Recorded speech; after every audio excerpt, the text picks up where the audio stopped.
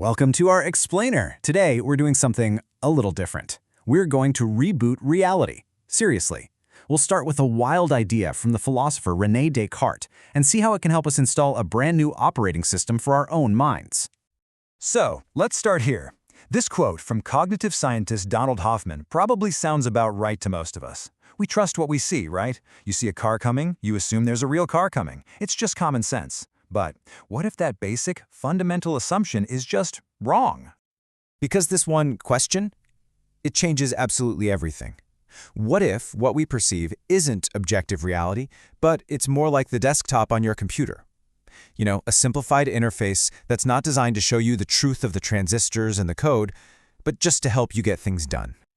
All right, so let's dive into that idea. Section 1, Reality's User Interface. We're going to explore this concept that the physical world is an illusion, but it's a very, very useful one. The sources we're digging into call this the NAF-centric universe. This interface has a name, as-SIG, which you can think of as a governed apparition. It's the surface-level reality we all see and interact with. Now, it's truthful in the sense that it works. You click the folder icon, the folder opens, but it is not the ultimate truth. That's called al-Haq, and it's the incredibly complex source code running underneath everything. And this is just the perfect way to put it. The whole point of an interface is to hide complexity. You don't need to know C++ to send an email. You just click the little envelope icon. It helps us navigate our world without getting bogged down, but it means we're always interacting with the symbol, not the real thing.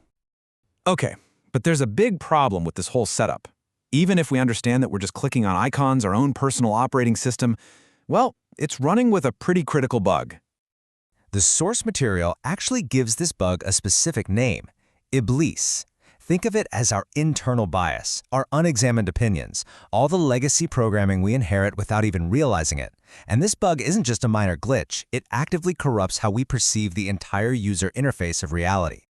Now this is where it gets really interesting. This slide breaks down the problem perfectly, drawing on some really cool developmental theory. We all start out over there in the subject column. We are literally fused with our biases. It's not that we have opinions, our opinions have us. And because we look through them, they are our ultimate blind spot. The whole goal is to make a shift, to move them over to the object column, where we can finally look at them like data on a screen. So, the million-dollar question is, how do we do that? How do you debug your own system? Well, this is where a 17th century philosopher, René Descartes, comes in and gives us the one essential tool we need. Now listen to that again. This isn't just some dusty philosophical idea. It's a technical command. Descartes is basically telling us to perform a full system reboot on our own minds. If you really want to find truth, you have to be willing to hit restart and question all that inherited, unverified programming. In this framework, that kind of radical doubt acts like our own personal cognitive firewall. It's a security protocol that protects us from what the sources call cognitive vulnerabilities, things like our own ego and conceit, or just blindly following what we've always been told. Doubt is the program we run to scan for and block these corrupting inputs before they infect the whole system. And this reboot process actually has a name. It's called the al-Asr, or pressing protocol. The best analogy is pressing a pomegranate. First, you take a surface event, say a news story you just saw. Then you apply pressure. You apply doubt. That's the heat. This lets you discard the bitter peel, the surface-level facts, so you can get to the good stuff, the juice, which is the underlying truth or governance principle. So let's see how this pressing protocol actually works, because this is the tool that lets us make that crucial shift we were just talking about, getting our biases out of our blind spot and putting them right in front of us, moving from subject to object. This slide gives us a perfect real-world example. The statement, the stock market crashed, that's the peel. That's al-SIG. It's a true statement about what happened on the user interface. But the juice, the al-Haq, is the deep governing principle underneath, that an economic system built on usury is, by its very design, inherently unstable. See the difference? The reboot helps you see that. And here's the real payoff. By applying doubt, we stop looking through our biases as if they're a window, and we start looking at them as an object of study. When we do that, we clear out what the source material calls the cursi, the seat of cognition. You can think of it as the driver's seat of your own mind. We finally get to evict that system bug and let our sovereign self take the wheel.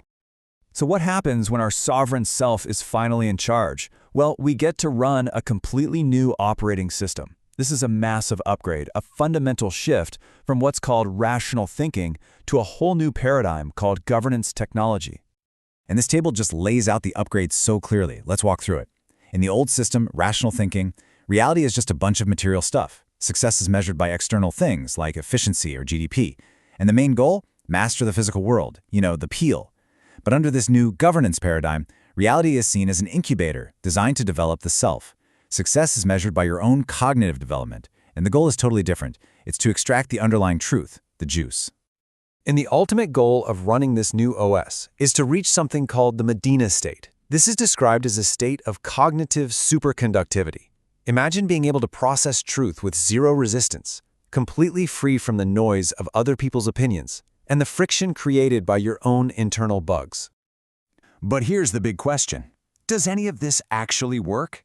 I mean, how do you validate a framework like this? Well, according to the sources, the proof is written in the hard data of history itself. It comes down to a core principle called verification by outcome. And the idea is simple. Any system, whether it's a person or an entire civilization, that doesn't have a built-in mechanism for self-doubt and self-correction is doomed. It will inevitably get corrupted and eventually collapse. And you can see these crash tests all throughout history.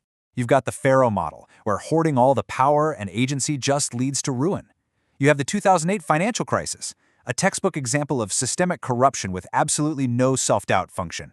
Or even the collapse of ancient centers of learning that just got too brittle, too sure of themselves to handle any real pressure.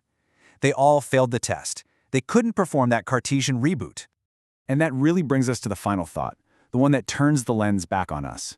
If our reality truly is a user interface that's designed for our own development, it forces us to ask a really tough question.